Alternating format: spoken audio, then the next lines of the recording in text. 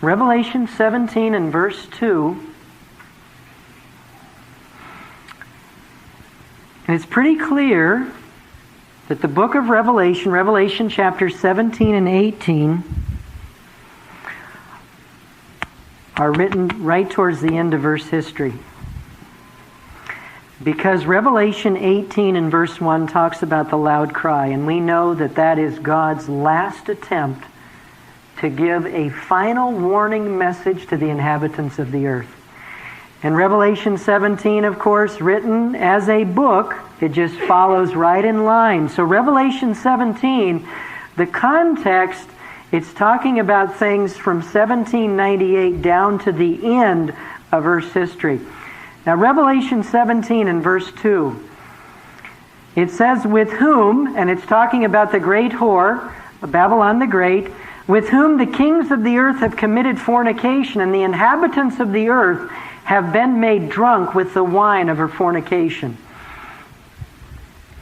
Now, folk, Revelation 17 and verse 2 is talking about a time in Earth's history when there is not one king, there is not one kingdom or one nation on the face of this planet that is not in cahoots and under the control of the papacy, i.e. the Jesuit order.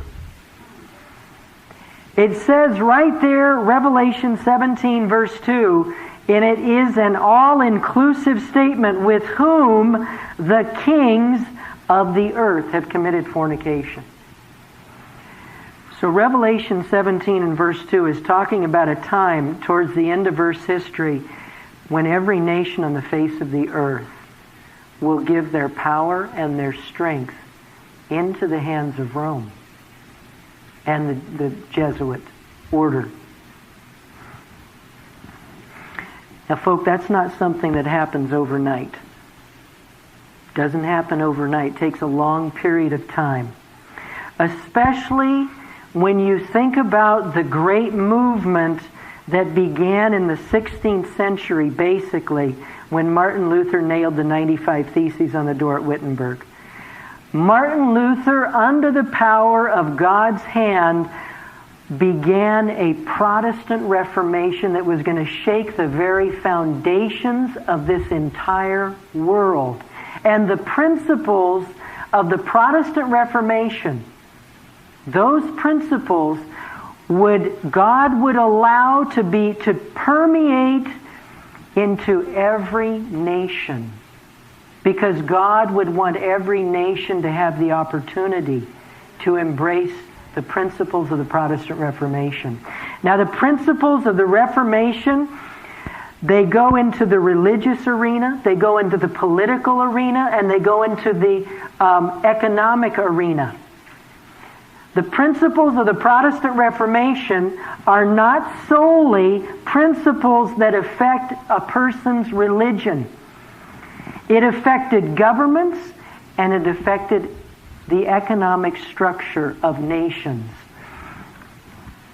Before the Protestant Reformation, countries were run on the principle of tyranny or dictatorship.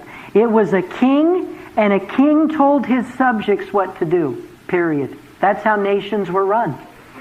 And only one nation that I know of in history that dared to oppose that, and that was the British nobleman at Runnymede in 1215, when they wrote and forced King John to sign what they call the Magna Carta, or the Mighty Charter.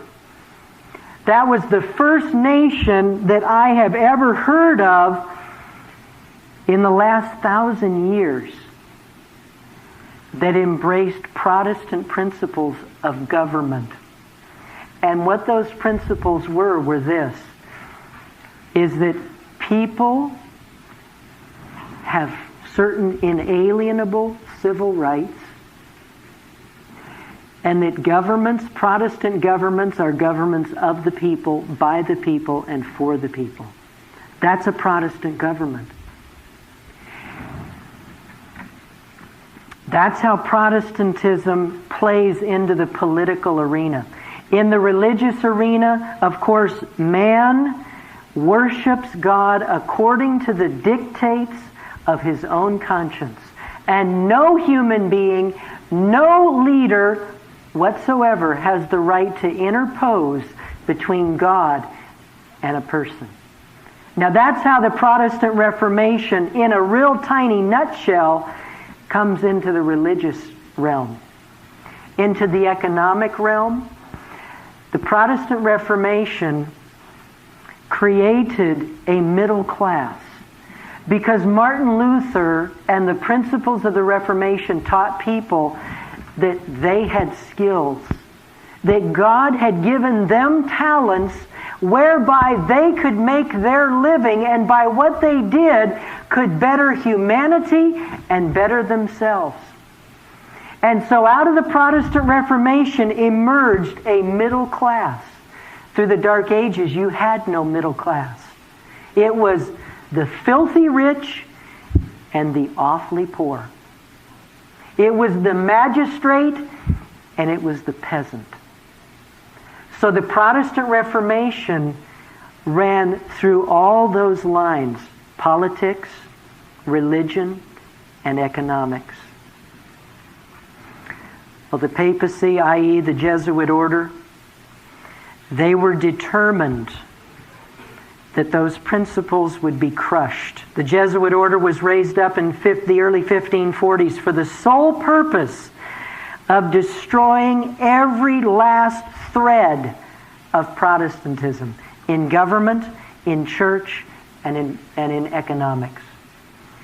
And of course, Revelation 17 and verse 2 shows us that the Jesuit order, as God has allowed it to happen, the Jesuit order at this stage of Earth's history has been completely successful.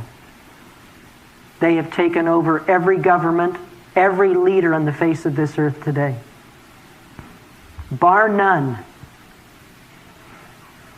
They have taken over since 1980, according to Alberto Rivera, every church, organization on our planet is taken over by the Jesuit order today.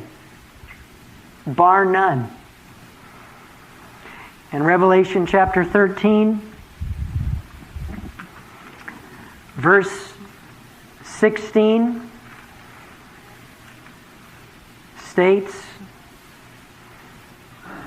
He causes all, both small and great, rich and poor, free and bond, to receive a mark in their right hand or in their foreheads, and that no man might buy or sell, save he that had the mark of the name of the beast or the number of his name. What does that tell you?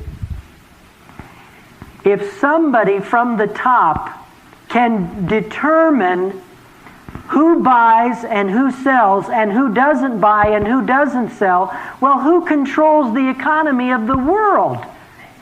They do. That's right. And so Revelation 13, verses 16 and 17 show us that the papacy/Jesuits' goal to completely destroy the economic inroads of Protestantism is successful at the end of Earth's history. Because that's what Revelation 13, 16, and 17 says.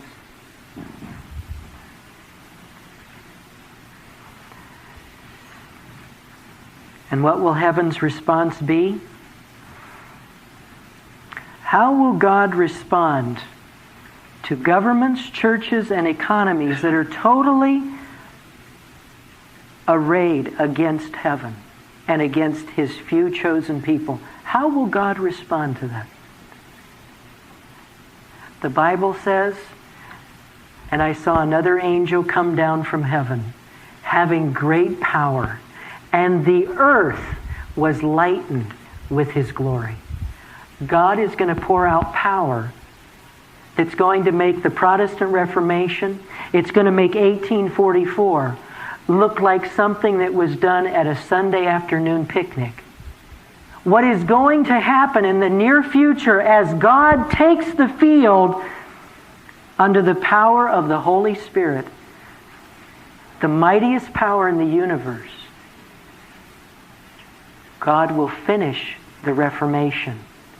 And the world will see that Protestant principles, that heaven's principles, are the only true and special things that we have.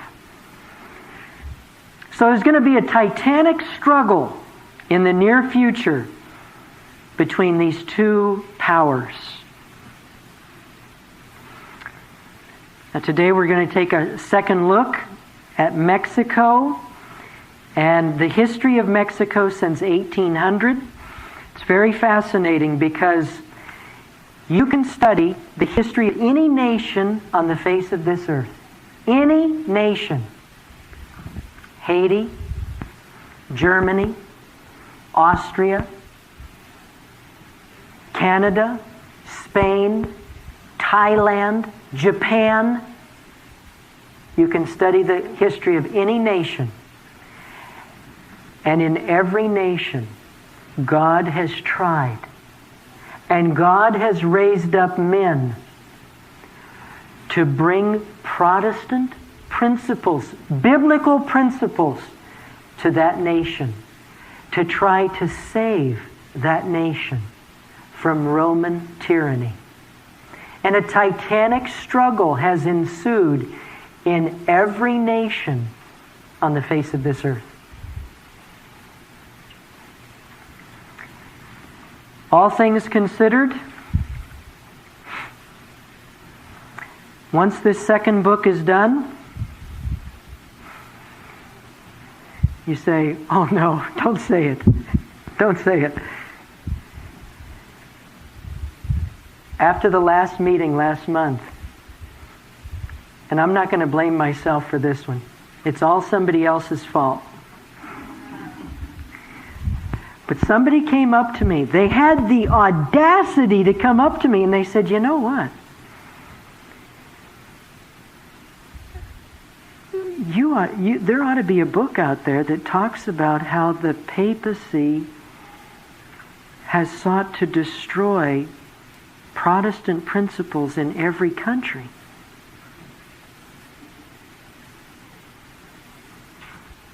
And you know what I said to the person? I said, you know what? You're right.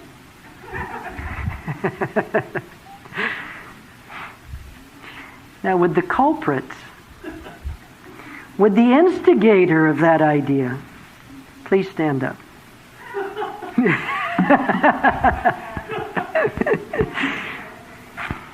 Let's kneel for prayer. Dear Father in heaven, thank you for your word.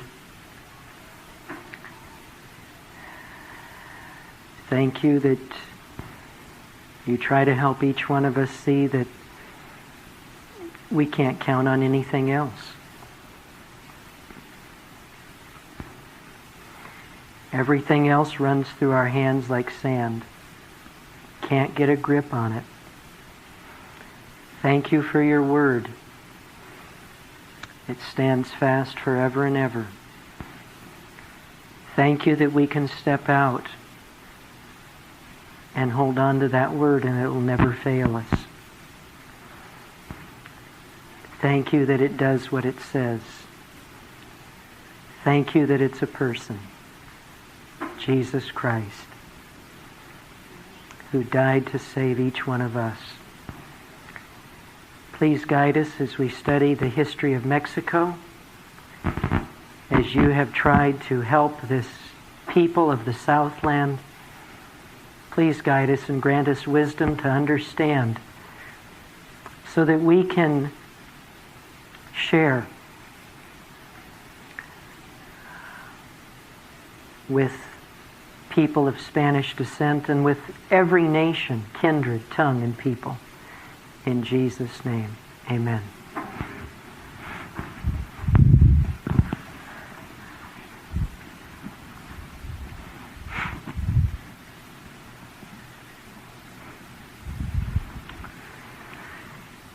Now, just a quick review of early Mexican history.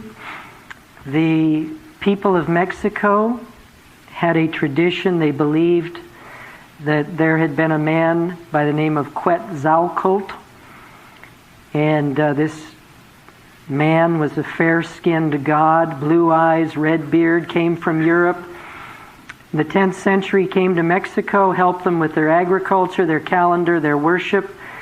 The local priest drove this man out of Mexico, but he vowed that he would return.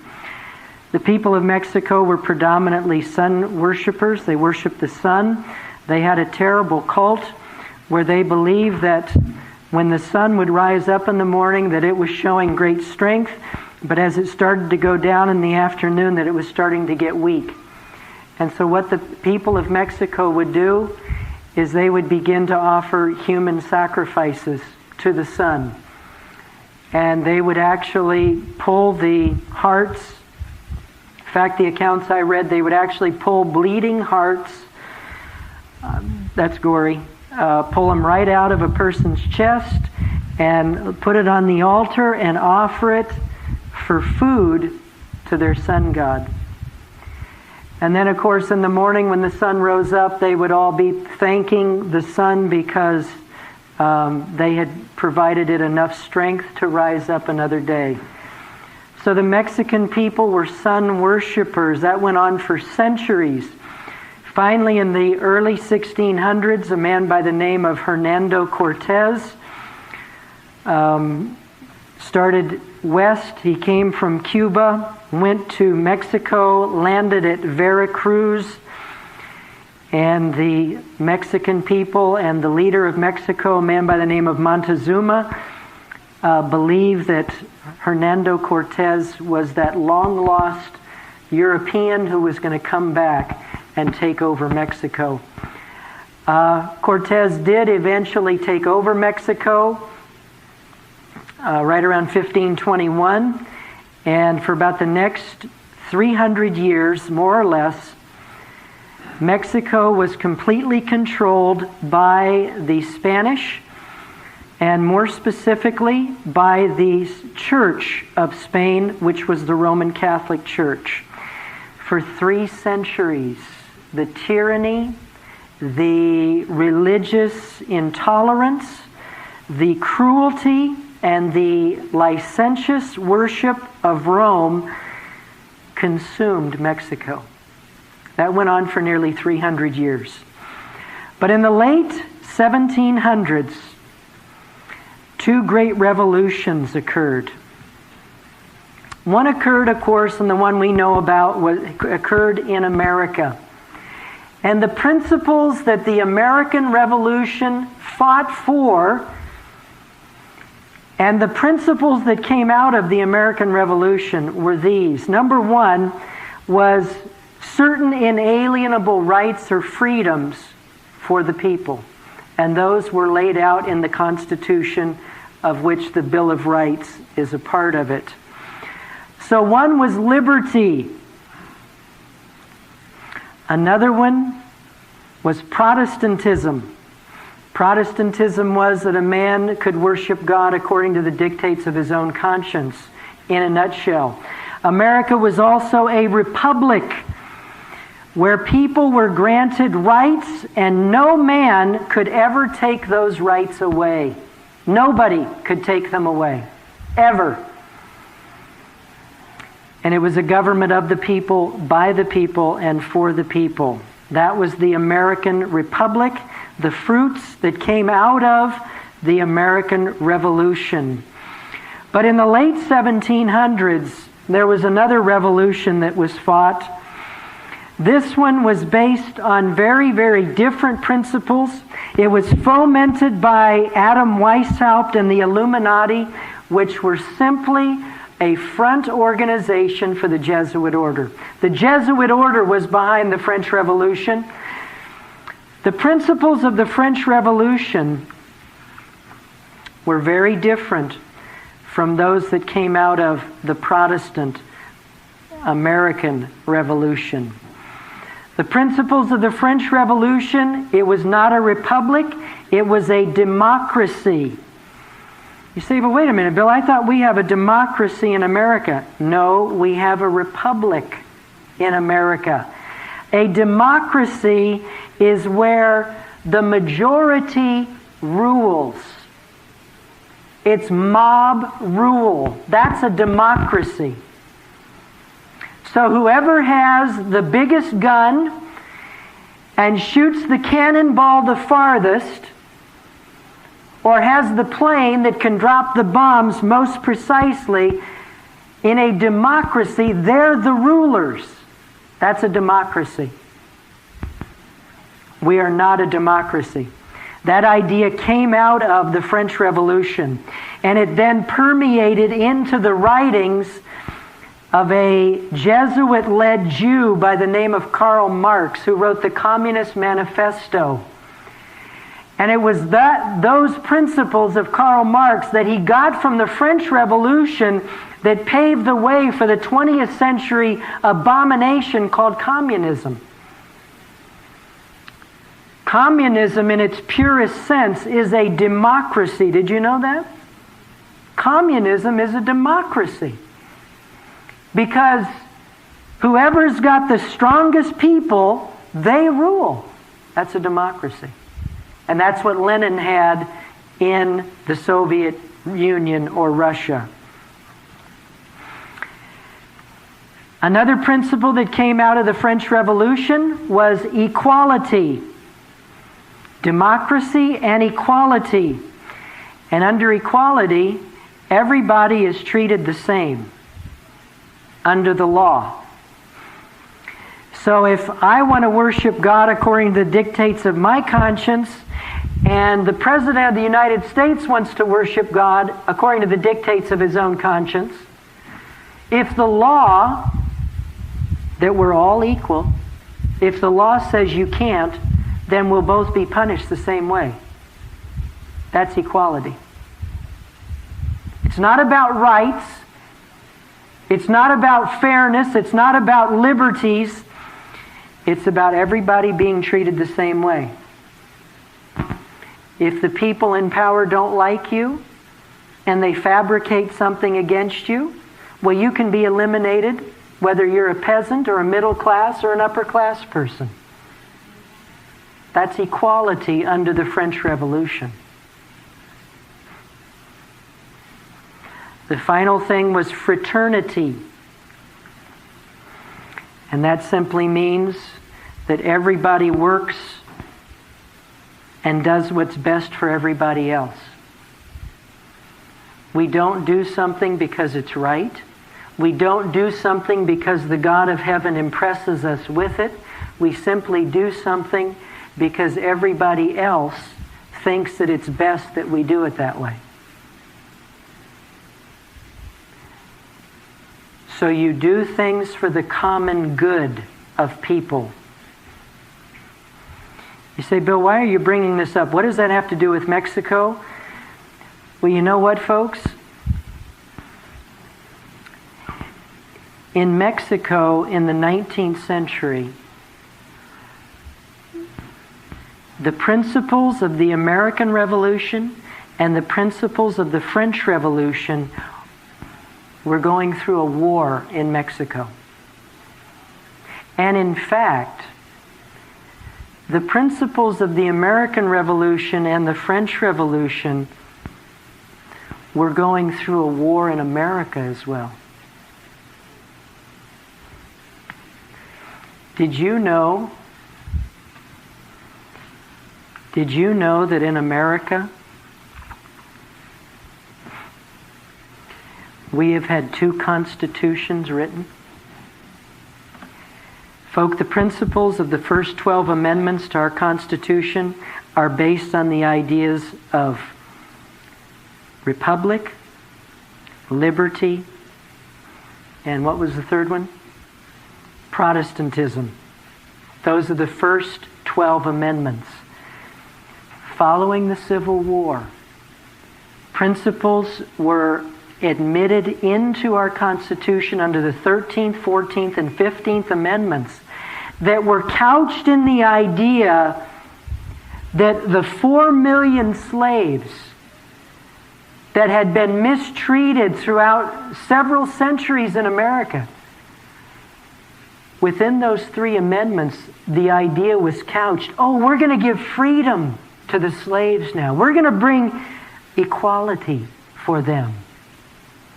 But in actuality, folk, under the 13th, 14th, and 15th Amendments to the Constitution, a new constitution was written.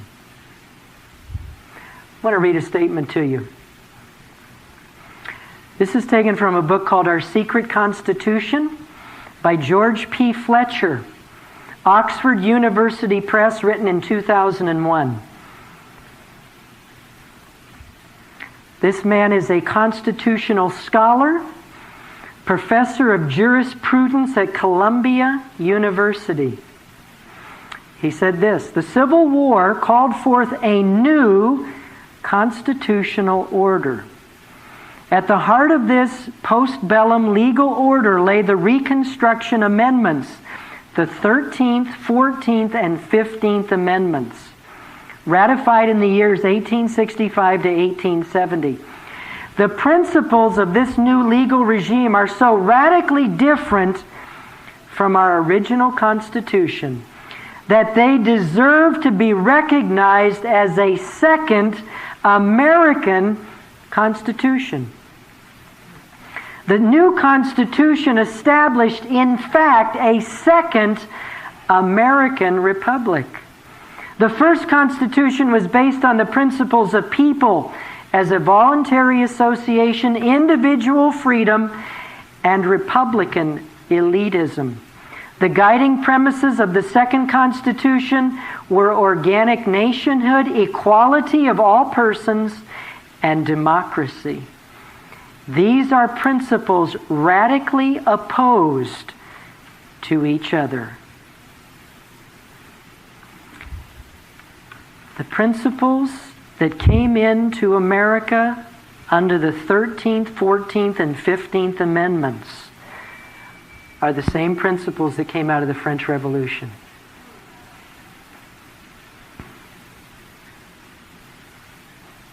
Democracy, as Fletcher said, which is mob rule; equality, everyone treated the same; and fraternity, where we all work for the common good. The second Constitution of the Second American Republic rested upon organic nationhood, equality of all persons, and popular democracy.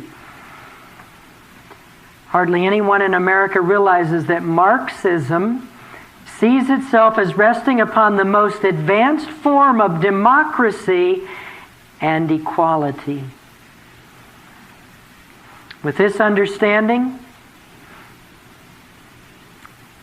the professor's analysis that the Second Constitution is radically opposed to the first, we can safely say that the Second American Constitution rested upon principles of communism that are at war with the original 1787 Constitution and Bill of Rights. This went on in Mexico in the 1800s, and I'd like to take a look at two people. One's name was a priest who was trained. His name was Miguel Hidalgo. He was trained by the Jesuits. He was a widely read individual. I want to read you something about him. Miguel Hidalgo, in the early 1800s, started a revolution in Mexico. Page 316 of the book Fire and Blood, it says Hidalgo had been trained at the Jesuit college at Valladolid, which was in Spain, and had later instructed seminarians. He was widely read in religion, Spanish, and foreign literature. In fact, he had a great fondness for French writings and ideas. That's very, very interesting. In the revolution that Miguel Hidalgo brought about in Mexico in the early 1800s, through that revolution, the Spanish were thrown out of Mexico. The principles that Hidalgo laid out were the same ones identified under the French Revolution. Everybody did things for the common good of everyone else. Everybody was equal. It was a democracy. But God in His mercy brought along somebody else. God brought along and raised up a man in Mexico that was the Mexicans' Abraham Lincoln. The man's name was Benito Juarez. Benito Juarez was a very diminutive individual, not very big, but the man packed a punch. He stood for principle.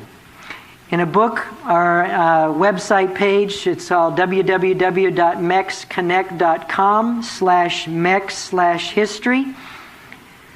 It says this: if we're looking for a true Lincoln from Mexico, one who resembled the emancipator in spirit as well as in his political role, it is instructive to look at the life and career of Benito Juarez. Lincoln was tall and angular. Juarez was short and stocky. Lincoln was of old American stock. Juarez was a full-blooded Indian.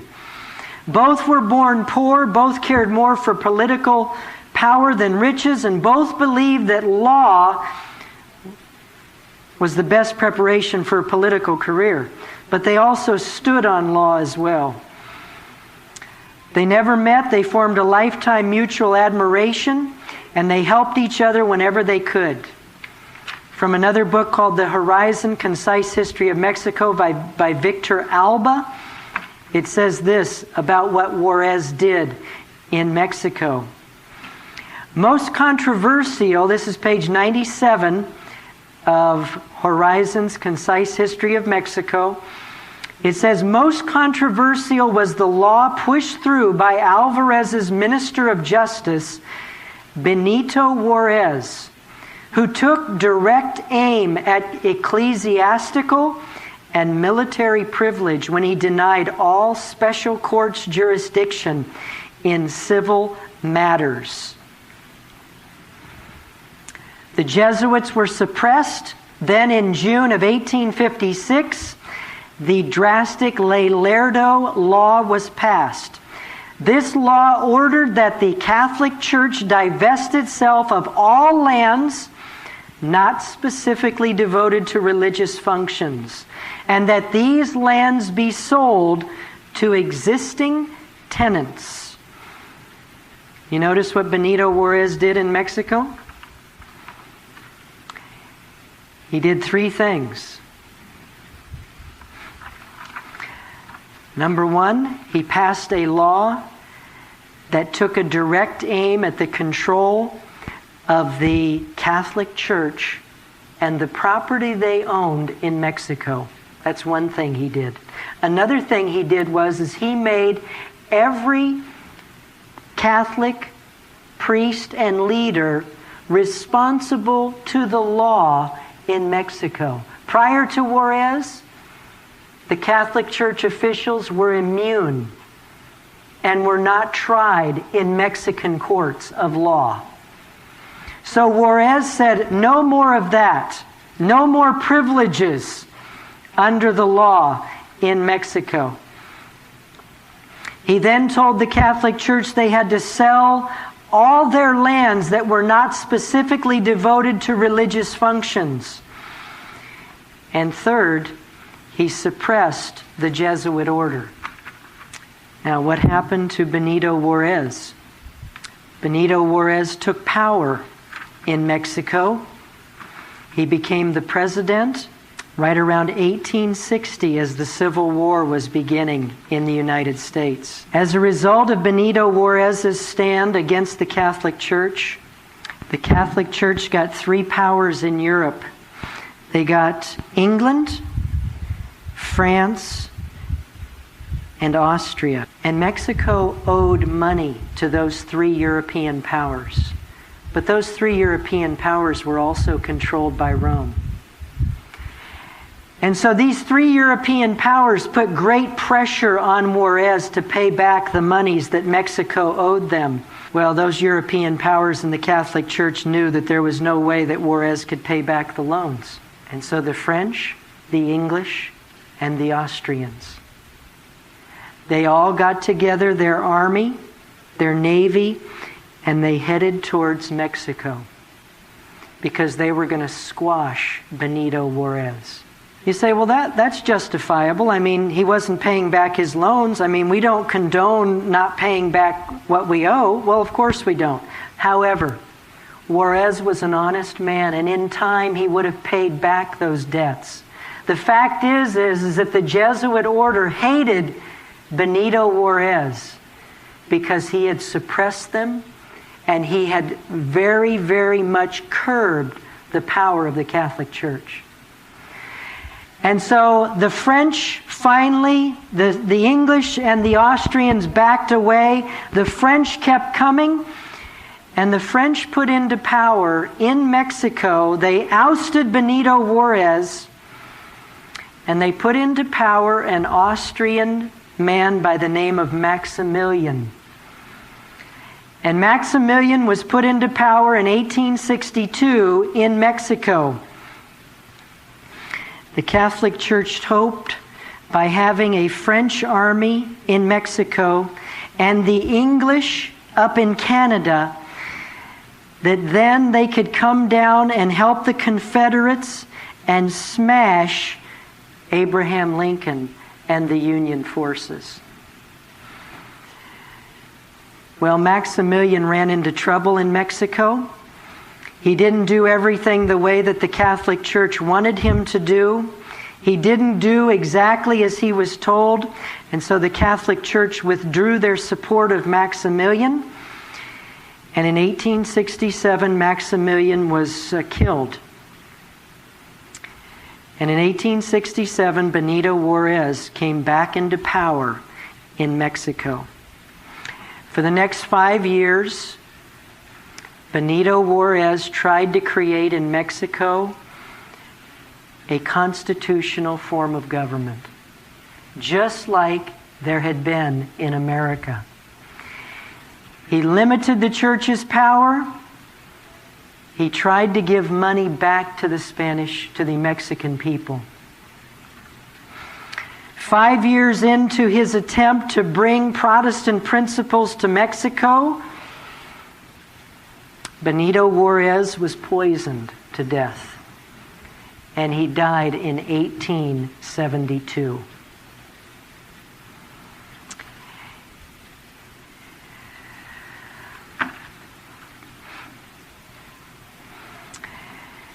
From 1872, with the death of Benito Juarez,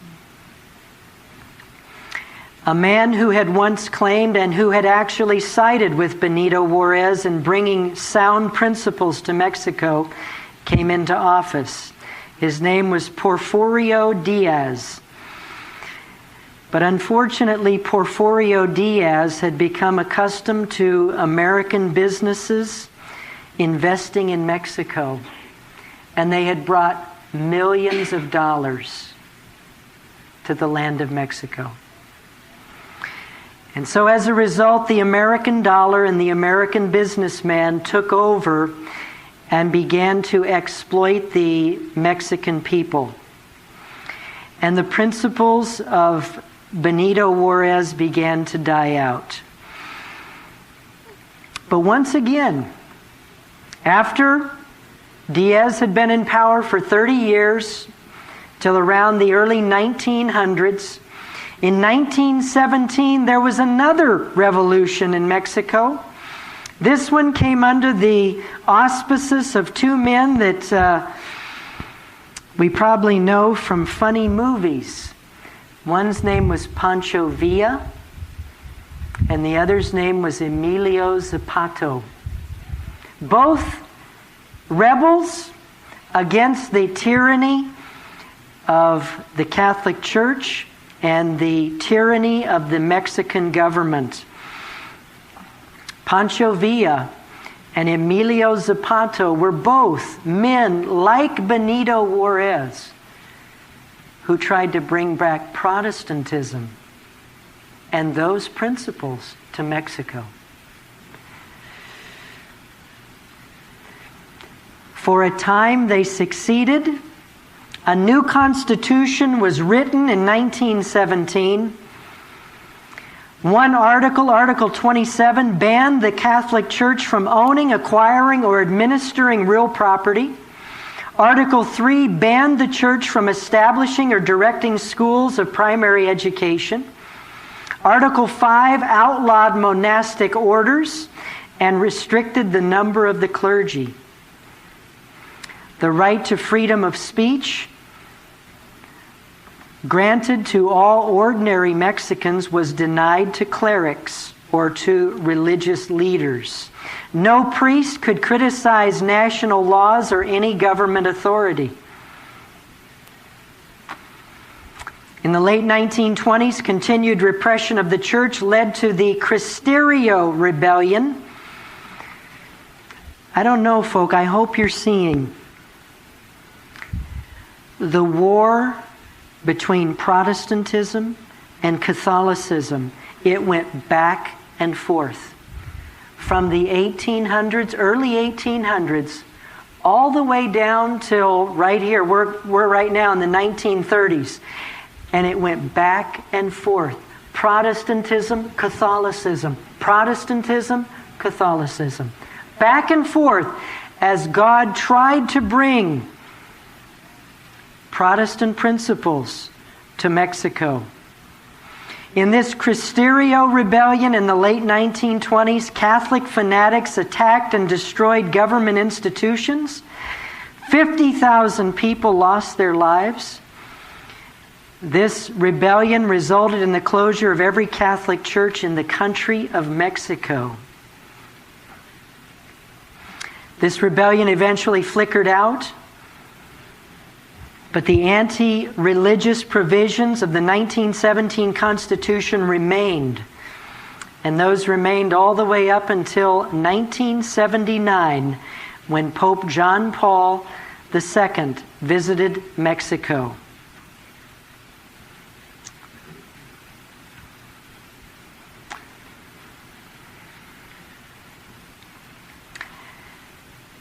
I want you to watch.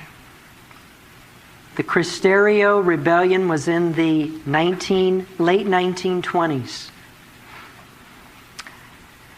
By 1991, 12 years ago, Mexico's Congress approved an amendment to the 1917 Constitution allowing state recognition of the Catholic Church.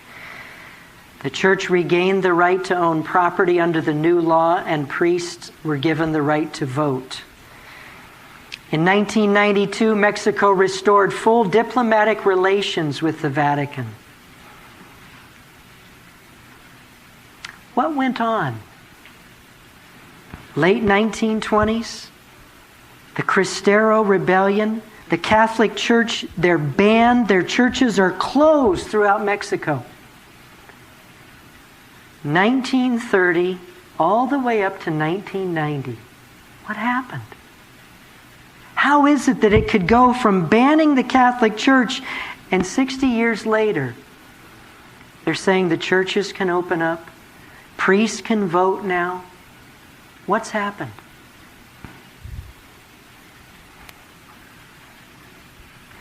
The same thing that happened in America. People in leadership positions began to be given, would we call them loans? They began to be slipped money if they would vote for certain things.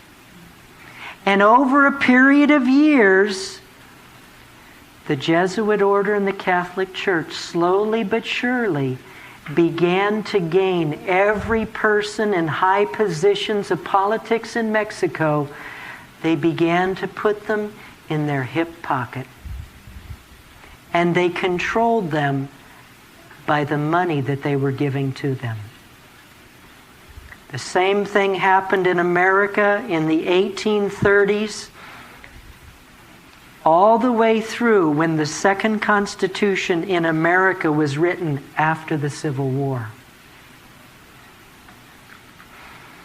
By July of 2000, when Vicente Fox became president of Mexico, he further closed the gap between the Mexican Church, the Catholic Church, and the Mexican state. Vicente Fox visited the Pope at the Vatican only a few months after taking office, and in July of this year became the first Mexican leader to attend a public papal ceremony when he was present at the canonization of Juan Diego at the Basilica of the Virgin of Guadalupe in Mexico City. During the ceremony, Vicente Fox knelt to kiss the papal ring, provoking newspaper cartoonists to harshly lampoon the gesture. But the close linking of the presidency to the church didn't damage Fox politically. His popularity remains generally high. Why did Vicente Fox, a few months after coming into office, why did he, like George Bush, take a European trip? Why did they end up, for some reason, in Vatican City? Is it because they wanted to thank the Pope personally for putting them into office? Think about it.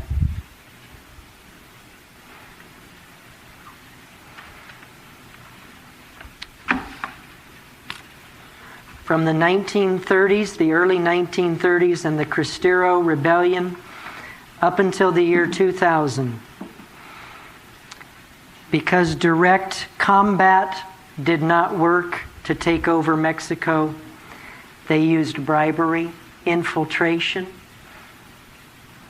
They used money and blackmail to bring about a situation so that 70 years later, by the year 2000, Vicente Fox could acknowledge and be happy, could go visit the Vatican, and could tell John Paul how much he appreciated his help in becoming president of Mexico. And as Revelation 17 and verse 2 says, with whom the kings of the earth have committed fornication. Through the working out of the Jesuit order, through various means in Mexico, Mexico is just one of those countries who has committed fornication with the Vatican. Let us pray.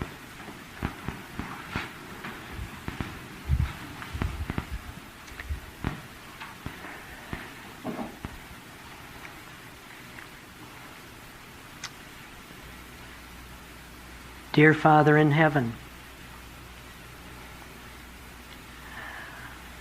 these kings of the earth have all had a price. For some, it was the things of this world. It was wealth, it was power, it was influence. It was a bigger house, a nicer car. They all had a price tag. And the Jesuits destroyed them and now control them all. Father, I just pray that you would help each one of us to have only one price tag, and that's the blood of the Lamb. Help the blood of the Lamb to be our motive for everything we do. And help us to be among that group who will stand for the right, though the heavens fall. In Jesus' name, amen.